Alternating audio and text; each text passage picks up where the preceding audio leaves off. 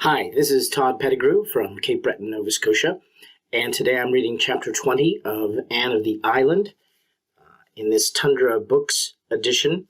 I purchased this copy at a bookstore in Charlottetown called The Bookmark. It's an independent bookstore, and I recommend it if you're ever in Charlottetown. Chapter 20, Gilbert Speaks.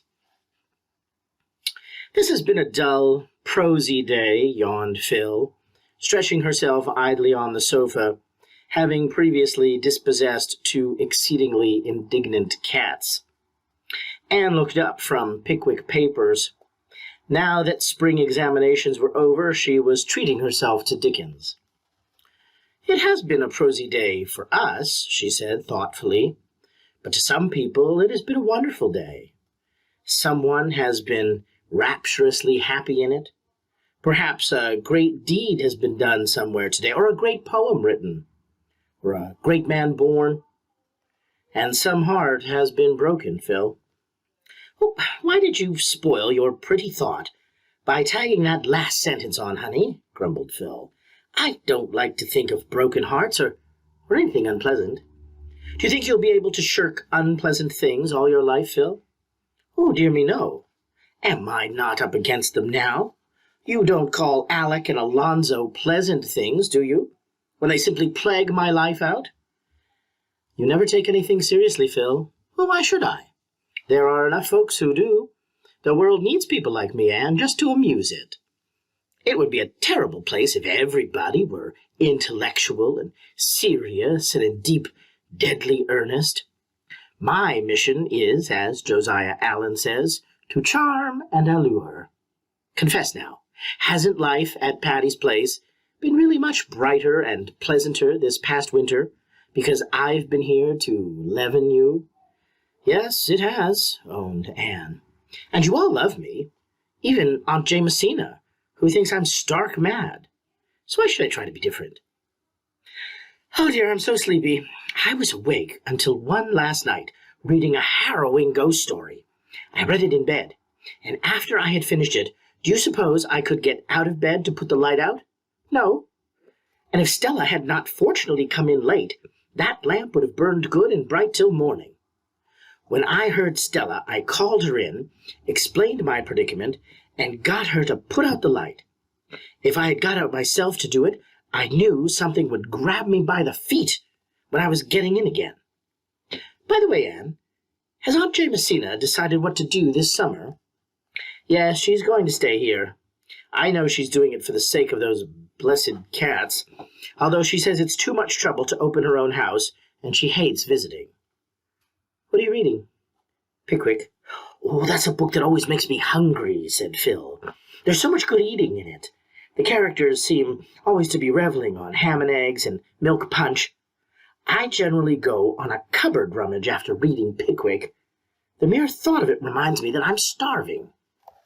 Is there any tidbit in the pantry, Queen Anne?" "I made a lemon pie this morning. You may have a piece of it." Phil dashed out to the pantry, and Anne betook herself to the orchard in company with Rusty. It was a moist, pleasantly odorous night in early spring. The snow was not quite all gone from the park. A little dingy bank of it yet lay under the pines of the harbor road, screened from the influence of April suns. It kept the harbor road muddy and chilled the evening air. But grass was growing green in sheltered spots, and Gilbert had found some pale, sweet arbutus in a hidden corner. He came up from the park, his hands full of it. Anne was sitting on the big gray boulder in the orchard, looking at the poem of a bare birchen bough hanging against the pale red sunset with the very perfection of grace. She was building a castle in the air, a wondrous mansion whose sunlit courts and stately halls were steeped in Araby's perfume, and where she reigned queen and chatelaine. She frowned as she saw Gilbert coming through the orchard.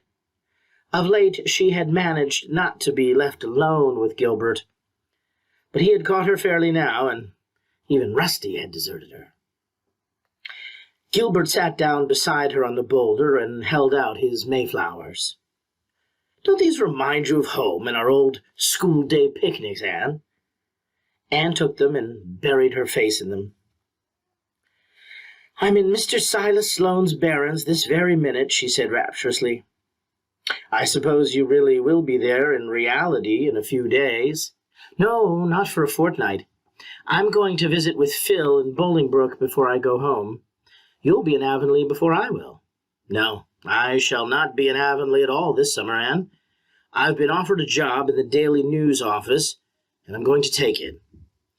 "Oh," said Anne vaguely. She wondered what a whole Avonlea summer would be like without Gilbert. Somehow she did not like the prospect. "Well," she concluded flatly, "it is a good thing for you, of course." "Yes, I've been hoping I would get it. It will help me out next year." "Well, you mustn't work too hard," said Anne, without any very clear idea of what she was saying. She wished desperately that Phil would come out. "You studied very constantly this winter." "Isn't this a delightful evening? Do you know, I found a cluster of white violets under that old twisted tree over there today. I felt as if I'd discovered a gold mine." "You are always discovering gold mines," said Gilbert, also absently. "Let us go and see if we can find some more," suggested Anne eagerly. "I'll call Phil and never mind Phil and the violets just now, Anne," said Gilbert quietly, taking her hand in a clasp from which she could not free it. "There is something I want to say to you." "Oh, don't say it," cried Anne pleadingly. "Don't, please, Gilbert." "I must. Things can't go on like this any longer, Anne. I love you. You know I do. I can't tell you how much. Will you promise me that some day you'll be my wife?" I can't," said Anne miserably. Oh, Gilbert, you've spoiled everything." "Don't you care for me at all?" Gilbert asked, after a very dreadful pause during which Anne had not dared to look up. Not in that way. I do care a great deal for you as a friend, but I don't love you, Gilbert." "But can't you give me some hope that you will, yet?" "No, I can't," exclaimed Anne desperately. "I never can love you in that way, Gilbert. You must never speak of this to me again." There was another pause, so long and dreadful that Anne was driven at last to look up. Gilbert's face was white to the lips, and his eyes, but Anne shuddered and looked away. There was nothing romantic about this. Must proposals be either grotesque or horrible? Could she ever forget Gilbert's face? "Is there anybody else?" he asked at last in a low voice. No, said Anne eagerly. I don't care for anyone like that. And I like you better than anybody else in the world, Gilbert, and we must go on being friends, Gilbert." Gilbert gave a bitter little laugh. "Friends? Your friendship can't satisfy me, Anne. I want your love. And you tell me I can never have that." "I'm sorry. Forgive me, Gilbert," was all Anne could say. Where were all the gracious and graceful speeches wherewith in imagination she had been wont to dismiss rejected suitors? Gilbert released her hand gently. "There isn't anything to forgive. There have been times when I thought you did care. I've deceived myself, that's all. Goodbye, Anne." Anne got herself to her room, sat down on her window seat behind the pines, and cried bitterly. She felt as if something incalculably precious had gone out of her life. It was Gilbert's friendship, of course. Oh, why must she lose it after this fashion? "What is the matter, honey?" asked Phil, coming in through the moonlit gloom. Anne did not answer. At that moment she wished Phil were 1,000 miles away. "I suppose you've gone and refused Gilbert Blythe?" "You are an idiot, Anne Shirley." "Do you call it idiotic to refuse to marry a man I don't love?" said Anne coldly, goaded to reply. "You don't know love when you see it. You've tricked something out in your imagination that you think love, and you expect the real thing to look like that." There. That's the first sensible thing I've ever said in my life. I wonder how I managed it. Phil, pleaded Dad, please go away. And leave me alone for a little while. My world has tumbled into pieces. I want to reconstruct it. Without any Gilbert in it, said Phil, going. A world without Gilbert in it. Anne repeated the words drearily. Would it not be a very lonely, forlorn place?